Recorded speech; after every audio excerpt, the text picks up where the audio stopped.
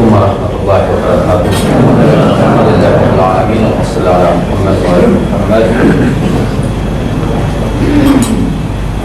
Allah Ta'ala bismillahil karim alladzi khalaqal mauta wal hayata liyabluwakum ayyukum ahsanu amala. Saya kira-kira 4 tahun yang lalu, ketika saya masih sering memberikan kajian-kajian di para Madinah yang di Pondok Indah, salah seorang, dan saya masih saya harus memilih kata-kata yang baik, saya masih mengajar di tazkiyah. Hampir-hampir saya mengatakan masih punya tazkiyah. Pada waktu itu, pada saya datang seorang di antara peserta kajian para Madinah. Dia mengajak saya untuk menemui orang tuanya yang divonis hukuman mati oleh dokter di rumah sakit RSCM. Karena dia menderita sirosis, dokter menduga dalam waktu 1 minggu dia akan mengalami koma, dan seminggu kemudian dia akan menghembuskan nafas yang terakhir. Kalau ada kawan itu di sini, tolong koreksi ingatan saya. Jadi, untuk pertama kalinya dalam hidup saya diundang untuk memberikan ceramah kepada orang yang mau meninggal dunia. Dan saya datang ke RSCM itu, dan yang divonis hukuman mati oleh dokter itu berbaring di atas ranjangnya, berbaring, betul-betul berbaring, tidak menelungkup. Dan saya melihat air matanya tergenang membasahi bantal di bawah. Bukan karena saya seorang penulis, memang betul-betul gitu. Sekitarnya berkumpullah keluarganya, dan tentang keluarga yang memberikan nasihat kepada yang sudah meninggal dunia. Karena begitu diberitahu bapak itu bahwa sebentar lagi ia akan meninggal dunia, ia tidak bisa makan, tidak bisa minum, apalagi tertawa. Mungkin kalau sekalinya Pak Komar datang ke situ memberitahu bahwa ini adalah saat kepulangan, mestinya disambut dengan gembira, dia tetap juga menangis. Lalu akhirnya saya bingung apa yang harus saya sampaikan. Jadi saya mulainya dengan bertanya saja kepada beliau, apa sih yang merisaukan Bapak? Saya menguraikannya dengan singkat, dengan poin-poin. Ada beberapa hal yang merisaukan beliau. Satu, berita ini terasa mendadak sekali, tiba-tiba, dan saya memang belum siap untuk mati. Terus saya tanya, mengapa belum siap untuk mati? Ada banyak pertanyaan. Pertanyaan pertama, apa yang akan terjadi pada roh saya kalau saya meninggal dunia? Kemana roh saya itu perginya? Saya dulu pernah bertugas di Kalimantan, dan di tengah rimba Kalimantan itu ada satu pohon yang dipercayai menyimpan arwah nenek moyang mereka. Dan saya nggak mau roh saya nanti singgah di pepohonan di Kalimantan itu. Istri saya, sekali lagi kalau ada keluarganya di sini, saya mohon maaf dan tolong dibetulkan kalau pembicaraan saya sudah bercampur dengan yang lain-lainnya. Dan saya mohon maaf juga menceritakan peristiwa ini. Istri saya, kata orang yang sakit itu, istri saya tukang mengusir roh. Jadi kalau ada yang kemasukan roh, istri saya bertugas mengusir. Dan saya takut nanti kalau saya pulang ke sini mau menengok anak, istri saya mengusir saya. Bapak-bapak bisa tertawa, saya nggak bisa tertawa. Dan dia bercerita sangat serius. Jadi pertanyaan saya pertama, kemana roh saya ini setelah saya meninggal dunia? Yang kedua, saya takut, memang terus terang saya takut mau meninggal dunia ini. Sudah disebutkan karena saya kira waktu itu usia beliau sekitar 60 tahunan. Jadi selama usia ini kerjaan saya cari duit aja, cari duit kesana kemari, dan tiba-tiba datanglah kematian ini dengan sangat mendadak. Jadi saya tidak sempat untuk mengumpulkan bekal. sekiranya pulang mati itu kembali kepada dia, pulang kepada dia, saya malu nanti menghadap dia karena saya tidak pernah memperhatikan dia sepanjang hidup saya. Kemudian yang ketiga, sekarang saya jadi lupa lagi. Satu ya, kemana roh dia? Oh iya, saya ini kata orang keluarga, a family man. Anda lihat ini, seluruh keluarga hadir. Kalau saya sakit, kehadiran mereka itu sangat membahagiakan saya. Dan saya takut nanti kalau saya meninggal dunia saya berpisah dengan mereka. Jadi sama seperti apa yang disampaikan oleh Pak Komar. Saya takut nanti saya kesepian di sana di alam kubur. Di rumah sakit ini saya masih ditemani mereka, tapi nanti di alam kubur siapa yang menemani saya? Itu pertanyaan. Dan ada pertanyaan yang terakhir yang tidak akan kita bahas di sini. Saya punya anak perempuan yang sampai sekarang belum dapat jodohnya. Dan saya ingin kalau bisa saya bermohon kepada Tuhan, tolong tangguhkan kematian saya sampai saya mengawinkan anak saya ini. Sebagai seorang bapak ada kewajiban yang belum selesai saya lakukan, yaitu mengawinkan anak perempuan saya. Nah, itu pertanyaan itu. Dan waktu itu saya belum berpikir untuk membuat buku memaknai kematian ini. Ternyata ini ada satu saat dalam hidup ini ketika kita bertabrakan dengan soal kematian. Sekarang mungkin kita tidak memikirkan kematian seperti beberapa orang yang melihat spanduk itu. Tapi satu saat, mau atau tidak mau, siap atau tidak siap, kita akan dihadapkan kepada persoalan kematian. Dan sebagai seorang agamawan, saya bisa merujuk kepada hadis-hadis Nabi Shallallahu Alaihi Wasallam yang mengatakan, aku tinggalkan kepadamu dua penasehat. Yang satu memberikan nasihat kepadamu dengan pembicaraannya, dan yang satu memberikan nasihat kepadamu dengan kebisuannya. Fannatiqu huwal Qur'an was-shamitu huwal maut, kata Rasulullah. Penasehat yang bicara adalah Al-Quran, dan penasehat yang bisu adalah kematian. Orang yang mati itu sudah menasehati kita dengan kebisuannya, dengan kebungkamannya. Jadi balik lagi pada Bapak itu, saya tentu saya tidak bisa menjelaskan makna kematian waktu itu di hadapan Bapak tersebut dengan paling tidak ada 4 penjelasan untuk kematian itu. Satu, penjelasan psikologis yang biasa diberikan oleh Pak Komar tadi.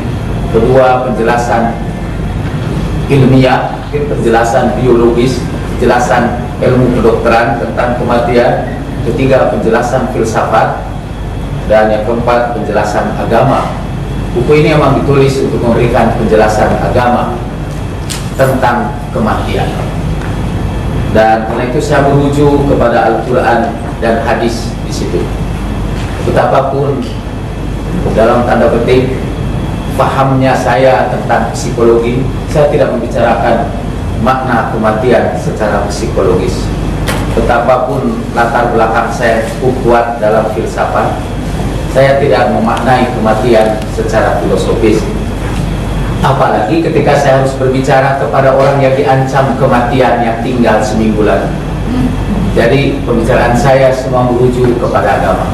Jawaban saya kepada pertanyaan dia yang pertama, kemana ruh itu setelah meninggal dunia?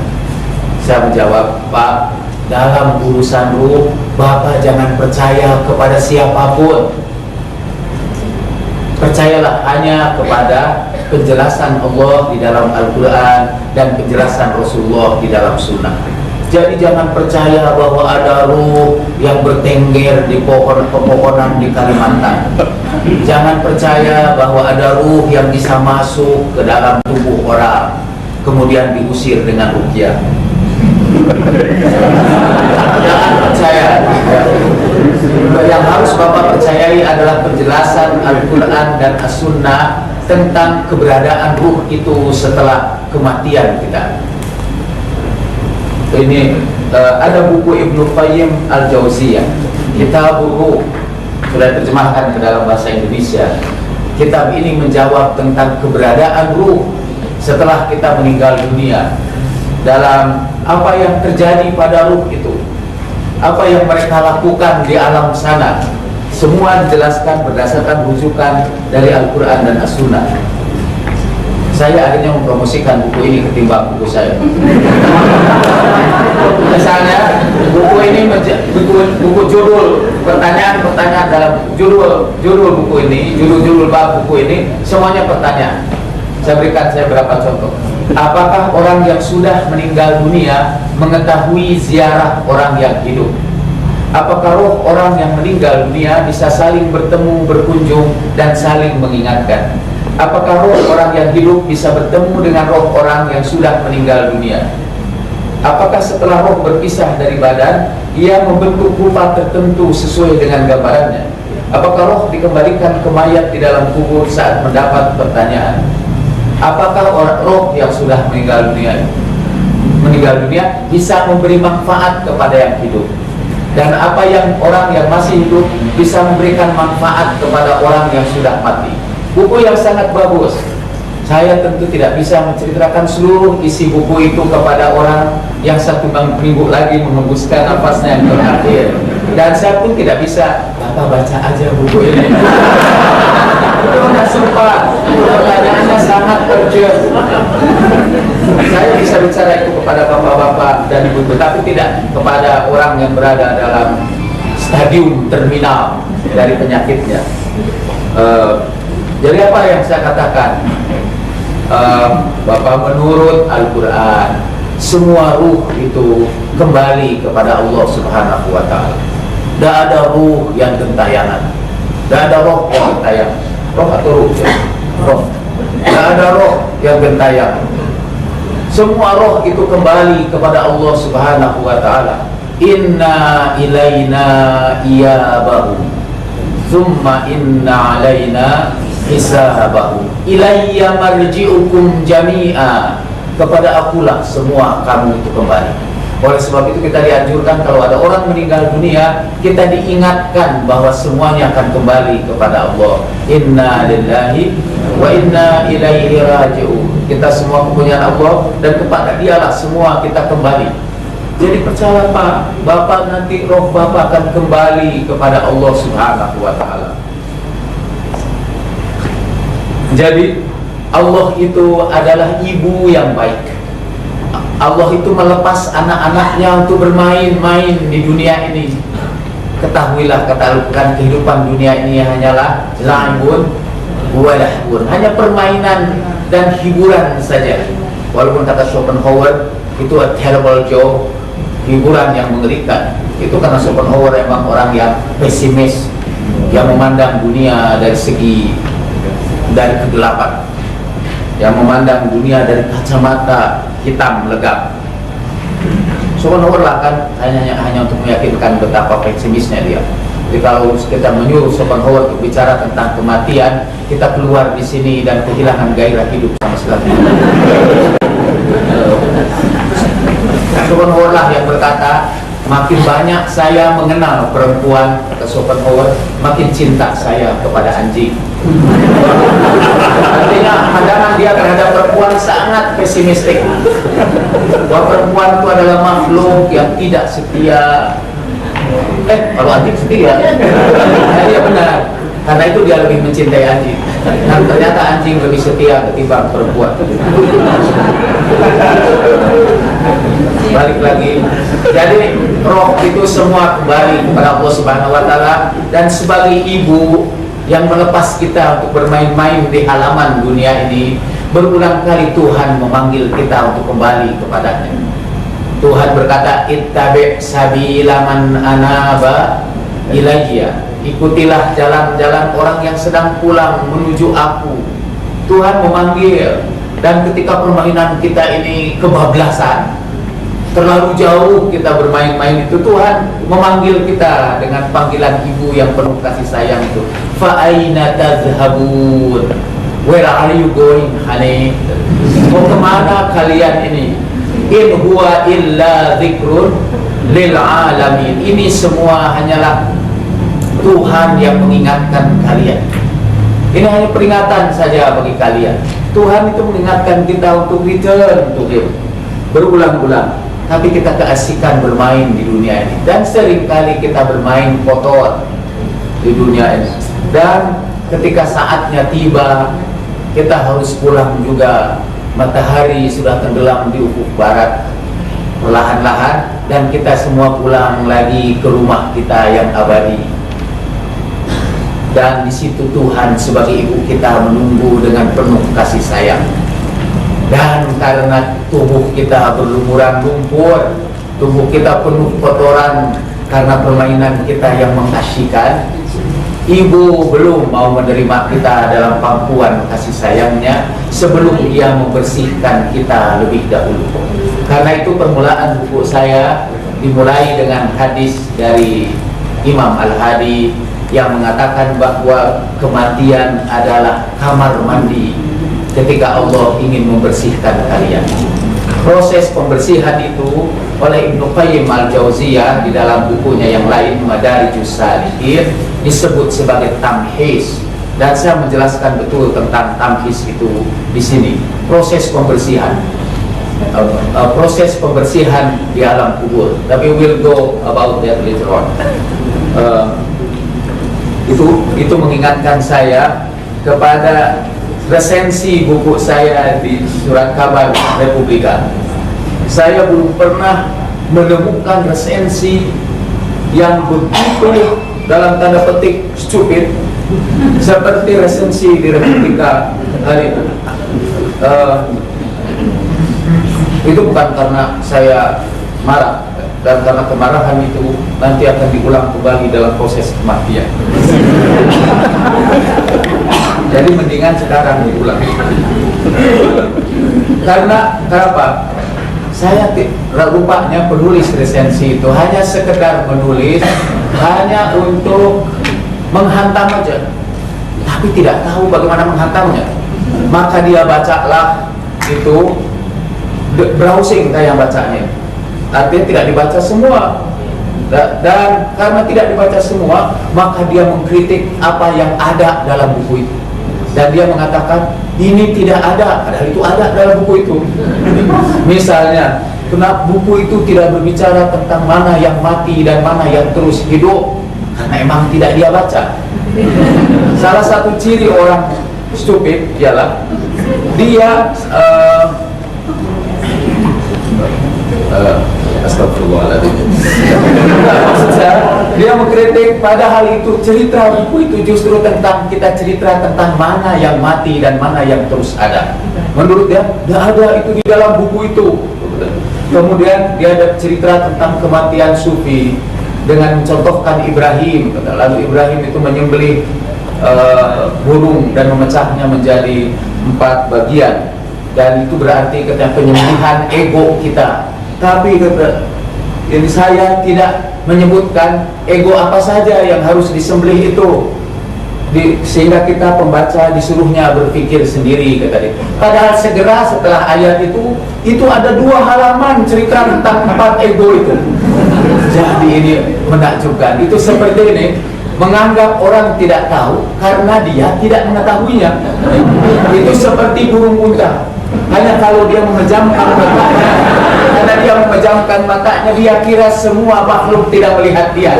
Mengapa? Karena matanya tertutup dan tidak melihat itu. Inilah esensi burung unta pertama yang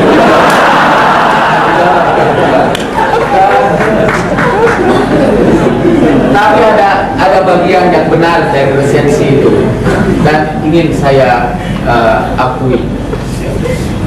Di situ itu dikatakan bahwa sampai akhir buku ini Kang Jalal tidak menceritakan bagian mana dari kita. Itu diulang-ulang beberapa kali. Udah jelas dia salah, dan itu dia ulangi kesalahannya. Kata para santri itu disebutnya zahlun murakkab. Jadi udah tidak tahu satu kali disusun-susun lagi.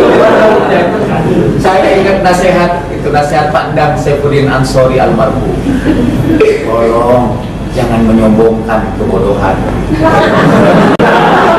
Kalau kebodohan tidak usah disombongkan, tidak usah diperlihatkan kepada setiap orang bahwa kita bodoh. Kalau pintar bolehlah diperlihatkan sama orang lain, mudah-mudahan orang lain memperoleh manfaat. Tapi kalau kebodohan, tolong dong jangan diiklankan, apalagi dipasang di publika. Kemudian, ini yang benar itu adalah ucapan dia. Pemikirannya dalam buku ini secara keseluruhan bukan saja menjadi terlihat tidak ilmiah, tetapi juga tidak masuk akal. Kata dia. Itu satu-satunya kalimat yang benar dalam tulisan ini. Dalam pemahaman saya, artinya menurut yang bersangkutan, tulisan itu terlihat, artinya menurut yang dia lihat, tidak ilmiah. Dan menurut akal dia memang tidak masuk akal. Artinya memang diperlukan akal yang agak cerdas.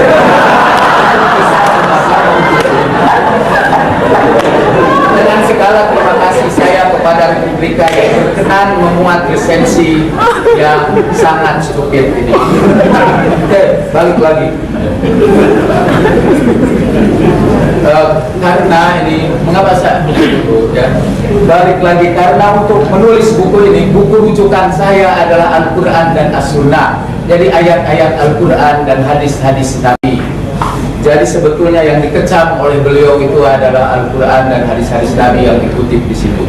Dan beliau sama sekali tidak menyebutkan bahwa ada ayat Al-Quran dan hadis Nabi di dalam buku itu. Saya ingin memberikan kesempatan kepada penulis resensi itu untuk membalas saya segera setelah ini. Tapi ingat kembali nasihat pandang saya.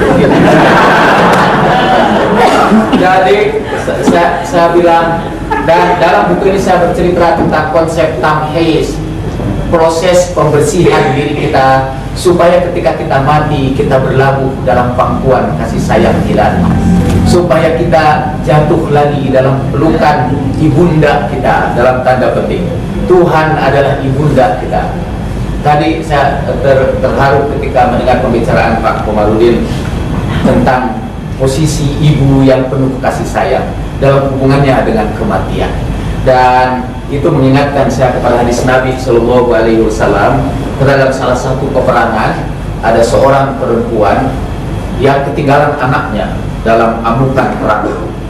Orang-orang sudah berlarian mundur, tapi si perempuan itu balik lagi mengambil anak itu, menempuh amukan peperangan itu, kemudian membawa anak itu. Udara waktu masih terik, walaupun matahari sudah condong ke barat, dan si ibu kemudian menyusukan bayinya. Ajaibnya ketika ia menyusukan bayinya, itu punggungnya dihadapkan kepada cahaya matahari supaya bayi yang menyusu itu tidak terlindung dari panasnya matahari. Melihat itu Rasulullah meneteskan air mata. Beliau menangis. Ada satu kitab ini, selingan kecil, bagus itu kitab itu, judulnya wa inda idin bakan Nabi sallallahu alaihi wa alihi. Pada saat itu menangislah Nabi. Buku itu mengumpulkan hadis-hadis tentang menangisnya Nabi. Dan salah satu di antara tangisan Nabi ialah keterharuan beliau melihat ibu yang menyusui itu. Lalu Rasulullah berkata kepada sahabatnya, Rasulullah bertanya kepada sahabatnya, apakah ibu itu akan melemparkan anaknya ke dalam api? Kata Rasulullah, tidak mungkin. Bagaimana mungkin ibu itu melemparkan ke dalam api? Kepada sinar matahari yang panas saja ia berusaha mengorbankan tubuhnya untuk melindungi anaknya yang terkasih. Bagaimana mungkin dia melemparkannya ke dalam api? Kemudian Rasulullah Shallallahu Alaihi Wasallam bersabda, kasih sayang Tuhan kepada hambanya jauh lebih besar dari kasih sayang ibu itu kepada anaknya. Kalau orang merasakan kasih sayang Allah yang besar itu dalam penghujung kematiannya, insya Allah pada akhirnya saya termasuk yang percaya betapapun orang lain membantahnya, betapa kerasnya orang lain membantahnya, bahwa semua kita ini semua marjiukum jami'ah, semua apapun agamanya, apapun perilakunya, ujung-ujungnya kita berlabuh dalam pangkuan kasih sayang Allah Subhanahu wa Ta'ala. Pada akhirnya semuanya masuk surga. Itu yang keberatan di antara kita kan. Kalau saya bicara orang Kristen masuk surga, orang Yahudi masuk surga, semua berteriak memarahi saya. Ada sebuah VCD sekarang ini dijual di toko-toko yang mengecam saya karena pada saat malam takbiran saya dengan Gus Nur, dengan MH, M. Najib, dengan Dani Dewa bercerita tentang pluralisme, bahwa semua orang pada akhirnya akan masuk surga, in spite of all fatwa majelis ulama, semua akan masuk surga. Semuanya akan kembali pada, cuma melewati proses tamhis, itu proses pembersihan diri kita, karena permainan kita yang kotor di dunia ini akhirnya dibersihkan juga. Dan pembersihan itu berlangsung juga di alam kubur. Itu untuk pertanyaan yang pertama. Pertanyaan yang kedua dari si bapak itu. Yang kedua, tadi kan kemana roh itu setelah meninggal dunia? Jawabannya kembali kepada Allah Subhanahu wa Ta'ala, berlabuh pada kasih sayang Allah Subhanahu wa Ta'ala. Kalau menurut Rumi, sebetulnya seluruh ruh kita itu dipenuhi kerinduan untuk kembali kepada Allah Subhanahu wa Ta'ala. Dan kalau permintaan ruh kita untuk kembali pulang ke kampung halaman itu tidak dipenuhi, hidup kita akan dirundung kegelisahan demi kegelisahan. Rumi menggambarkannya dengan gajah yang diimpor dari India dan didatangkan di istana Sultan Islam. Dalam gajah itu diberi pakaian yang bagus-bagus, disimpan di dalam istana, diberi makanan, ada pelayannya. Kemudian gajah itu akhirnya satu hari disuruh keluar dari penjaranya. Raja menunggang gajah itu dan kemudian digerakkan oleh raja ke arah yang lain. Selalu mogok saja gajah itu, diarahkan kemanapun dia tidak mau bergerak. Ada seorang darwis memberikan nasihat kepada raja, arahkan dia ke India, ke kampung halamannya. Diarahkanlah gajah itu, dan gajah itu berjalan tidak memikirkan pikul beban itu. Nah, hidup kita, kata Rumi ini, hidup kita ini sebetulnya, kalau hidup kita adalah derita ditambah penderitaan, sebetulnya derita itu adalah rintihan seruling, ya, seruling bambu yang merindukan untuk bergabung dengan rumpun bambunya. Itu seruling itu kan asalnya dari rumpun bambu, dia dilepas, dipotong, kemudian ditiup, keluarlah bunyi seruling yang melankolis. Suara melankolis itu adalah kerinduan untuk kembali ke kampung halamannya. Bisanai aznai hikoyak bikunan azulo iho shikoyak bikunan. Itu puisi pertama, baris puisi yang pertama dari Jalaluddin Rumi dalam Masnawi Maknawi. Izinkan aku, kata Rumi, mengisahkan kisah seruling yang bisanai ke aznai hikoyak bikunan. Izinkan aku, dengarkanlah, aku akan mengisahkan cerita tentang sang seruling yang berintih pilu karena dipisahkan dari rumpun bambunya. Nah, so kalau bapak-bapak dan ibu-ibu sekarang ini kok mengalami resah demi resah, kegelisahan demi kegelisahan, kata Rumi, karena kita belum mengarahkan diri kita kepada kampung halaman kita. Begitu kita arahkan ini kampung halaman kita, maka kita akan berjalan dengan sangat ringan dalam kehidupan itu. Dan itulah fungsi kematian itu buat kita. Yang kedua, sebenarnya saya sebelum ingat yang kedua dari pertanyaan, atau tidak berurutan lah, yang saya ingat saja. Saya ini family man, kan, orang keluarga, dan saya ingin saya berkumpul dengan keluarga. Tadi tidak punya bekal, sampai ke situ lagi. Saya ini adalah orang yang senang berkumpul dengan keluarga. Gimana nanti di hari akhirat, di alam barzah itu saya akan kesepian. Memang di dalam beberapa literatur hadis disebutkan saat yang paling menyedihkan pada saat kita mati itu adalah hari pertama kita di alam barzah. Kita dipenuhi dengan perasaan kesepian yang luar biasa. Karena itu dalam doa ketika kita berziarah ke kubur, yang saya cantumkan juga di sini. Doa kita antara lain Allahumma anis wahsyataha. Saya pakai hak karena saya sering ziarah kepada ibu saya, dan saya selalu baca doa itu, Allahumma anis wahsyataha wa sahibu urbataha. Ya Allah, temanilah kesendirian dia, hiburlah kesepian dia. Jadi memang hari kematian itu, hari di alam barzah itu adalah hari yang sepi, terutama buat orang yang baru pertama kali berpisah dari keluarganya.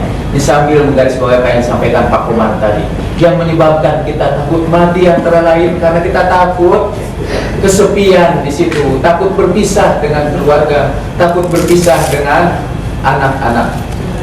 Jadi disebutkan bahwa ada orang tua sih sering memikirkan anaknya, tapi anak jarang memikirkan orang tua, kecualinya banyak juga.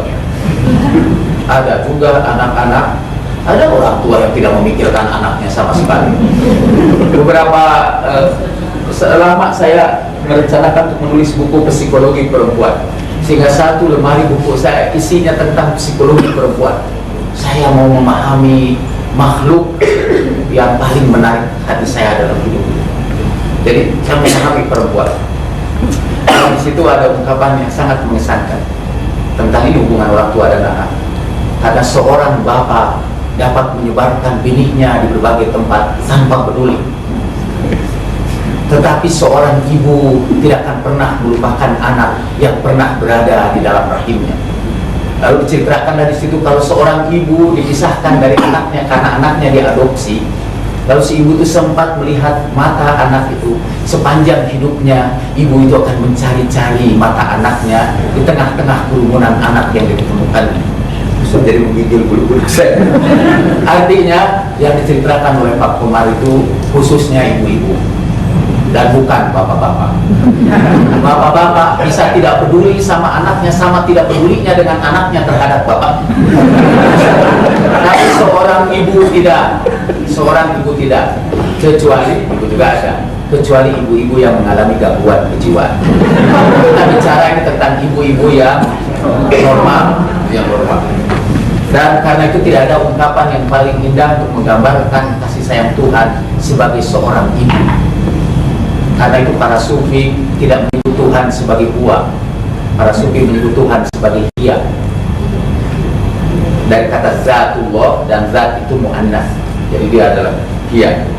Oke, jadi bagaimana, siapa yang akan menemani kita dalam kesepian itu? Saya cerita kepada Bapak itu, yang akan menemani kita dalam kesepian itu adalah amal-amal soleh kita, perbuatan-perbuatan baik kita itu akan menemani itu. Dan di dalam buku ini saya bercerita bahwa nanti ketika mau menjemput kita, Tuhan memberikan kesempatan kepada kita untuk mengadakan upacara perpisahan yang terakhir.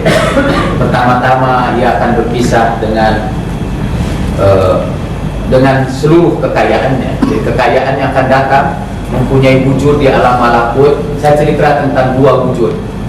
Tubuh kita berada di alam mulk, tapi kita punya kembarannya di alam malakut. Itu yang tidak dipahami oleh penulis resensi ini. Dia nggak ngerti apa malakut, apa mulk. Kalau dalam bahasa Jerman, denge-denge tara. Tara itu apa itu artinya? Ada suara sayup-sayup angin sampai, tapi kemudian dia merasa paham dengan apa yang didengarnya di bawah angin lalu. Menurut Al-Quran, semua diri kita ini mempunyai kembarannya di alam malakut. Tabarakalladzi biyadihi malakutu kulli syai'in. Maha mulialah Allah yang dalam kekuasaannya, dalam malakut segala sesuatu. Malakutu kulli syai'in wa ilaihi turja'un, dan kepadanya lah dia dikembangkan semua, dikembalikan. Jadi semua kita ini punya malakutnya, punya kembarannya di alam malakut, termasuk tubuh kita. Dan amal-amal kita pun punya kembarannya di alam malakut. Kekayaan pun punya kembarannya di alam malakut. Dan kembaran kekayaan di alam malakut itulah yang akan berbicara kepada mayit itu. Si mayit itu bertanya kepada kekayaan itu, aku dahulu menghabiskan seluruh waktuku untuk mengumpulkan kalian itu. Apa yang akan kalian berikan kepadaku dalam perjalanan terakhir ini? Lalu kekayaannya berkata, khud anni kafanak, ambillah dariku kain kafanmu. Itu yang dibekalkan. Kemudian dia dihadapkan kepada seluruh keluarganya. Dahulu demi memelihara kalian aku mengorbankan apa saja, termasuk mengorbankan waktuku untuk beribadah kepada Allah Subhanahu wa ta'ala. Sekarang apa yang akan kamu bekalkan pada perjalananku yang terakhir? Anak-anaknya berkata, aku antarkan Anda ke kuburan Anda, dan kami akan menginjak-injak tanah di atas tubuh Anda, kata keluarganya. Dan setelah itu kemudian tiba-tiba dia melihat ada seorang penjemput yang datang kepadanya. Lalu yang meninggal itu seorang yang sangat soleh. Akan datanglah penjemput yang wajahnya sangat indah, yang melihatnya saja mendatangkan kebahagiaan baginya, yang harumnya semerbak. Sehingga lalu tetangga mayit itu berkata, siapa anda itu? Ana amaluka soleh, aku amal saleh, dan aku akan menemani kamu sejak di alam barzah sampai padang mahsyar, sampai hari hisab, dan sampai engkau diperkenankan Allah masuk surga. Nah, tapi kalau orang itu yang banyak beramal buruk, penjemputnya itu wajah yang sangat menakutkan, dengan bau kata yang lebih antan minal jifa, yang lebih menyengat ketimbang bangkai, dan yang melihatnya saja sudah menjadi penderitaan baginya. Ketika orang itu tanya siapa kamu, dia menjawab ana amaluka soleh, aku adalah amal buruk. Nah, kepada bapak itu saya bilang, tapi insya Allah bapak itu ditemani oleh kedua makhluk itu. Semua kita ini akan dijemput oleh makhluk itu. Jadi insya Allah tidak kesepian. Karena semua kita pernah melakukan kebaikan dan pernah melakukan keburukan, dan semuanya berebutan tempat di sekitar kita. Dan tapi kalau kebaikannya itu lebih banyak, wajah-wajah buruk itu akan terusir dengan sendirinya.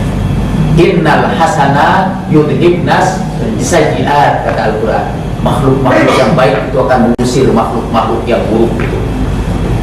Tapi kalau yang buruk itu yang banyak, dia akan mengusir makhluk-makhluk yang baik itu. Jadi tergantung mana yang lebih kuat. Kita seringkali diajari oleh para ulama, para ustadz kita, tentang amal-amal soleh yang menghapuskan dosa. Dan itu yang paling kita senangi dalam pengajian. Karena pekerjaannya ringan, dosanya cepat habis. Barang siapa yang membaca subhanallah 33 kali, alhamdulillah 33 kali, Allahu akbar 34 kali, maka terhapuslah dosa-dosanya, walaupun banyaknya seperti buih di lautan. Maka berbuat dosalah kita sebanyak-banyaknya, supaya nanti ditebuslah dengan membaca itu subhanallah. Enteng sekali. Aku kita korupsi besar-besaran sampai menyengsarakan rakyat Indonesia, kemudian kita umroh di bulan Ramadan. Nanti ketika kita pulang, kata ustadznya, pulang kayaumi waladatku ummuk, dia keluar dari dosa-dosanya seperti ibunya melahirkan dia. Beres, terjadi pemutihan dengan gampang. Tapi para ustadz itu lupa untuk menyebutkan ada banyak dosa yang menghapuskan amal-amal soleh kita. Jadi dosa itu menghapuskan seluruh amal soleh kita. Di alam barzah nanti dalam kubur, itu makhluk-makhluk buruk itu mengusir semua makhluk baik yang menemani kita, dan tinggallah mereka menunggui kita. Bayangkan cerita Harry Potter dengan makhluk-makhluk magic gitu, dan berkumpul di sekitar kita dalam evil things yang mengelilingi kita, monster-monster buruk yang mengelilingi kita. Dan apa saja misalnya amal-amal yang akan menghancurkan seluruh amal kita. Kita tahu dia misalnya kebiasaan memamerkan amal soleh itu menghapuskan seluruh ibadah kita. Hatta sholat pun terhapus karena itu. Kalau kita menyakiti hati orang lain, perbuatan menyakiti hati orang lain itu menghapuskan seluruh kebaikan kita. Kita boleh haji itu bisa jadi menghapuskan dosa, tapi kalau waktu haji kita mengucapkan kata-kata kotor, kata-kata yang menyakitkan atau bertengkar, seluruh ibadah haji itu terhapus. Faman farada fihinnal hajja fala rafatha wala fusuqa wala jidala fil hajj, kata Tuhan. Barang siapa sedang melakukan ibadah haji, janganlah dia berkata kotor, janganlah dia berkata yang menyakitkan hati, dan janganlah bertengkar, karena itu menghapuskan seluruh pahala haji. Jadi boro-boro bisa menembus dosa kita, seluruh ibadah haji kita terhapus karena menyakiti hati kita. Nah, nanti itu amal-amal itu berwujud semua di alam barzah itu saling mengusir. Jadi insya Allah nanti kita akan melihat lagi film Baratayuda, pertempuran antara Pandawa dan Kurawa dimainkan di hadapan kita. Saya terlalu banyak bicara ini. Sebelum saya tidak bisa menjawab itu pertanyaan itu. Jawaban yang lebih lengkap Anda bisa temukan di dalam. Tapi saya ingin memberikan komentar kecil tentang penjelasan ilmiah mengenai pengalaman kematian. Pada saya ada buku The Near Death Experience, ya, pengalaman orang yang mati suri, kan? Orang-orang yang mati suri. Pengalaman itu menakjubkan. Saya pun mulai tertarik untuk mengumpulkan pengalaman-pengalaman orang yang mati suri, sekedar menengok ke alam kubur itu, menengok ke alam barzah, just a glimpse of the beyond. Saya hanya ingin sebuah kilasan pandangan saja kepada dunia di seberang sana. Dan di antara pengalaman-pengalaman yang menarik yang disepakati ada di seluruh dunia kalau orang mengalami near death experience adalah saya akan menyebut sebagian saja, out of the body experience atau OBE, pengalaman keluar dari tubuh. Jadi orang yang mengalami mati suri itu merasa tubuhnya keluar, dan ada yang berjalan-jalan kemana-mana, ada yang orang meninggal di rumah sakit lalu rohnya, kita nyebutnya roh gitu, tapi diri orang itu berjalan-jalan mengunjungi setiap bangsa rumah sakit itu. Dan ketika dia bangun lagi, dia menceritakan, ketika dia sadar lagi, dia ceritakan apa yang dilihatnya itu, sekedar mengingatkan dokter bahwa cerita dia itu bukan dibikin-bikin, bisa diverifikasi apa yang dilihatnya di seberang sana. Misalnya ada orang yang mengalami mati suri, kemudian dia hidup kembali dan dia cerita bahwa salah seorang dokter yang mengoperasi dia itu kaos kakinya mismatch, tidak match kaos kakinya. Terus juga cerita bahwa ada perawat, paramedik yang terburu-buru memecahkan botol obat.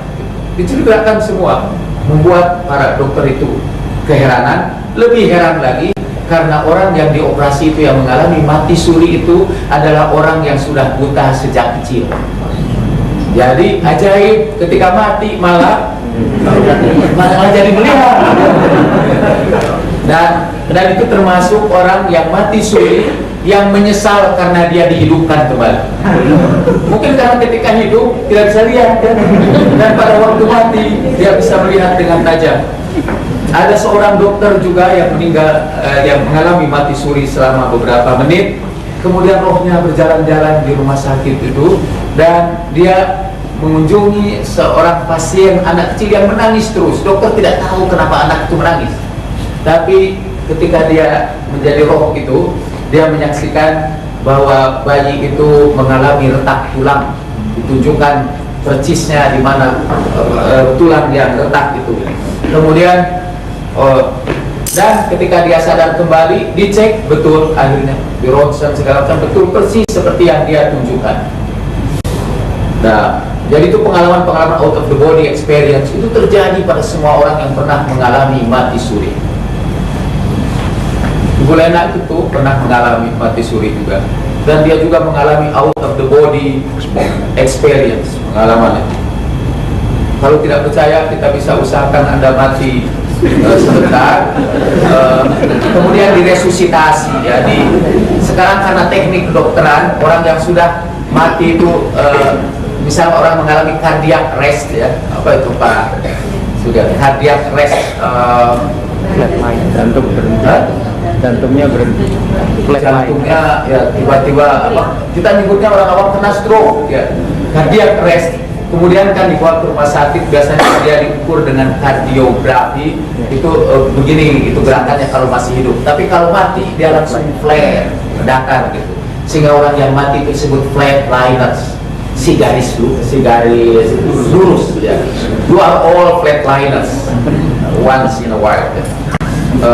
Kita datar gitu. Nah, pada waktu datar itu diresusitasi kan,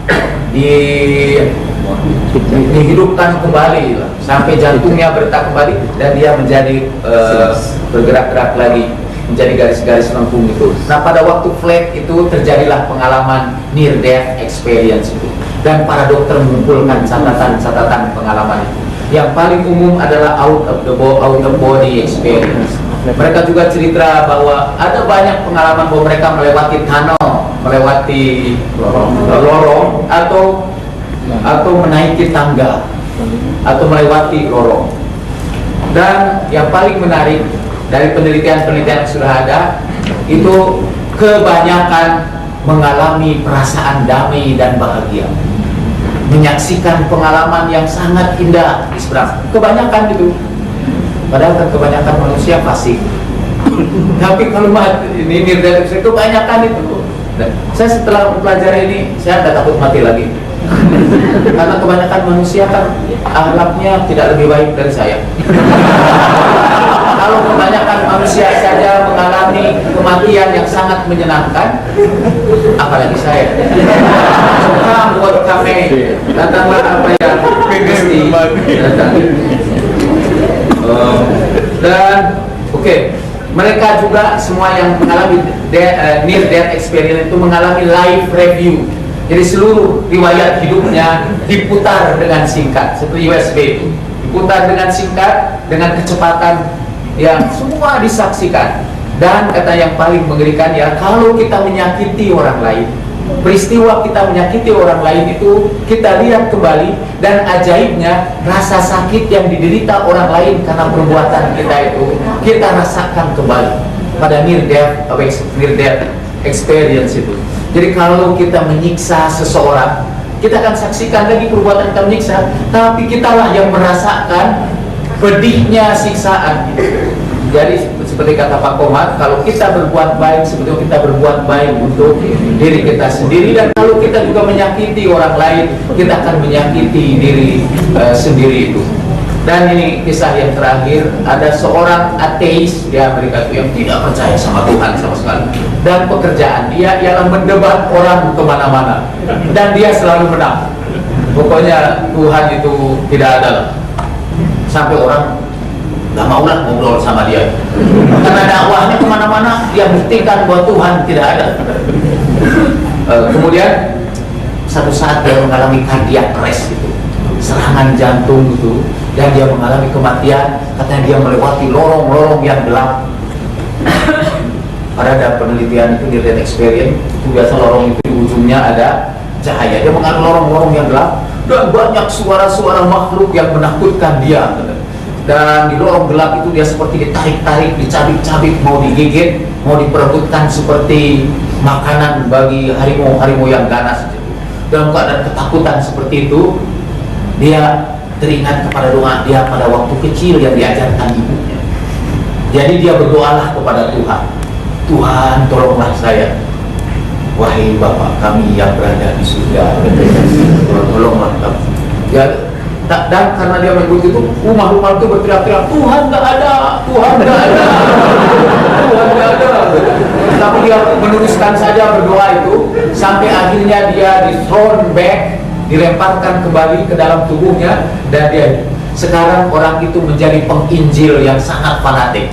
Kemana-mana dia berdakwah bahwa Tuhan itu ada, dan aku tidak perlu pembuktian, aku mengalami sendiri. Dalam itu penjelasannya. Dari penelitian itu tentu ada penjelasan ilmiah.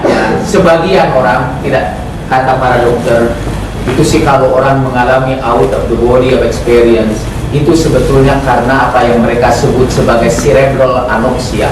Jadi kalau orang itu mati, terjadilah kekurangan oksigen yang masuk ke dalam otak. Kalau kita kekurangan oksigen, kita memang menderita halusinasi dan delusi. Jadi kita bisa menyaksikan sesuatu yang tidak kita saksikan. Sekarang saja bisa kita coba kurangi oksigen ke dalam otak kita. Kalau Anda naik angkutan kota siang hari, lalu duduk paling depan, Anda akan segera termimpi-mimpi dan tertidur di situ. Itu sebetulnya karena polusi, lalu oksigen jadi kurang masuk ke dalam otak, dan Anda akan mengalami halusinasi. Itu kata penjelasan para dokter. Tidak ada itu roh yang sudah mati, itu halusinasi aja, karena kesadaran kita terganggu akibat kekurangan oksigen atau anoksia. Ada juga yang menceritakan pada saat kita kematian itu kita mengalami satu krisis, dan pada waktu krisis itu otak mengeluarkan semacam neurotransmitter yang disebut endorfin. Endorfin itu biasa menimbulkan rasa tenang, rasa bahagia gitu. Jadi itu hanya efek itu aja. Ketenangan orang yang mati itu hanya karena efek neurotransmitter itu. Kita pun kalau minum berat tertentu akan mengalami pengalaman itu. Out of the body experience juga akan kita alami. Secara singkat itulah penjelasan kedokteran, dan saya ingin buru-buru menentang penjelasan supaya bapak-bapak dan ibu-ibu percaya kepada isi buku ini. Pertama, memang orang kekurangan oksigen mengalami halusinasi, tapi halusinasi mereka merupakan citra-citra yang kacau balau, gambaran-gambaran yang kacau balau. Dan mungkin katanya orang menderita halusinasi dalam pengalaman, yang bisa tahu itu yang bisa melihat kaos kaki tidak cocok, ada fraktur dalam tulang. Itu tidak mungkin orang yang menderita kekurangan oksigen akan mempunyai pengalaman yang sangat jernih seperti itu. Dan itu bisa dibuktikan secara ilmiah. Bahwa pengalaman itu bisa diverifikasi memang benar. Jadi itu alasan yang dibikin oleh kaum materialistis. Dan kemudian ada penjelasan para psikolog, kadang melihat tunnel dan sebagainya, atau kita keluar dari body itu sebetulnya kata mereka, termasuk kaum Freudian, hanyalah menghidupkan kembali trauma kelahiran. Jadi pada waktu kita lahir, kita melewati lorong-lorong itu kan, dan nanti itu kata pengalaman lahir itu akan diulang kembali pada saat kita mati. Jadi kita merasa keluar dari lorong itu. Padahal itu memori yang direlief, yang di rewind lagi oleh kita. Tetapi ini juga buru-buru untuk membantah para psikolog ini, saya ingin buru-buru menambahkan, ada penelitian juga yang membuktikan bahwa pengalaman melewati lorong itu juga dialami oleh orang-orang yang dilahirkan secara sesar. Kalau sesar kan tidak melewati lorong, akan pintu aja lah. Mestinya pengalaman pada waktu mati itu akan dialami dia sebagai tidak melewati lorong. Ternyata orang yang dilahirkan secara sesar juga mengalami melewati lorong-lorong itu. Saya sebetulnya mau menjelaskan penjelasan filosofis, tapi itu sudah dijelaskan oleh Pak Komar. Tapi sekiranya ada penjelasan filosofis yang lain yang bisa temukan, saya di ujungnya akan membantah penjelasan filosofis, sehingga ujung-ujungnya penjelasan yang benar adalah penjelasan agama. Dan itulah yang disampaikan di dalam. Assalamualaikum warahmatullahi wabarakatuh.